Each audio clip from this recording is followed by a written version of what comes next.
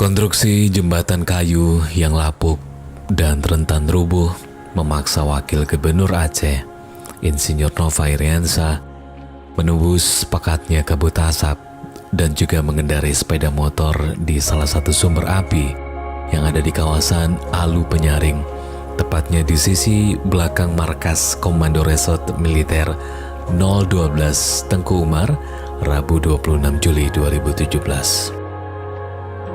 Namun, karena mobil tidak bisa melalui jembatan berkonstruksi kayu, Wagub langsung saja bergegas meminjam motor metik salah seorang anggota Makorem yang kebetulan ada di seberang jembatan. Didampingi salah seorang staf humas dan protokol, Wagub langsung mengemudikan sendiri motor metik tersebut. "Ayo, satu orang naik, temani saya," ajak Nova singkat.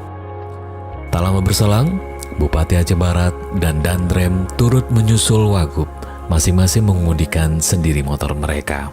Sebelumnya didampingi Bupati Aceh Barat, Wagub juga berkesempatan meninjau lokasi titik api yang berada di kawasan Suak Raya. Untuk diketahui bersama, Suak Raya adalah daerah terparah yang berdampak pada kabut asap yang disebabkan oleh beberapa titik api atau hotspot di kawasan tersebut. Usai meninjau, Wagub juga mengingatkan kepada siapa saja yang terbukti melakukan pembakaran untuk bertanggung jawab. "Saya ingatkan, kejahatan membakar lahan adalah kejahatan serius karena efeknya sangat mengganggu kehidupan sosial masyarakat," tegas Nova. Dalam kesempatan tersebut, Wagub juga menghimbau semua pihak agar tidak melakukan pembakaran lahan atau membuka lahan dengan cara membakar. Nova mengingatkan, Gubernur Aceh juga telah menegaskan bahwa tidak ada toleransi bagi oknum dan siapa saja yang terbukti membakar lahan.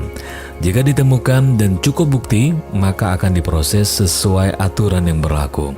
Kepada semua pihak, mari berkolaborasi, menyelesaikan masalah ini dengan kemampuan kita masing-masing, lanjut Wagub. Wagub juga menghimbau agar masyarakat turut membantu proses pemadaman ini, baik dengan terjun langsung bersama-sama untuk memadamkan api secara manual maupun dengan menggelar salat istiqo atau salat minta hujan.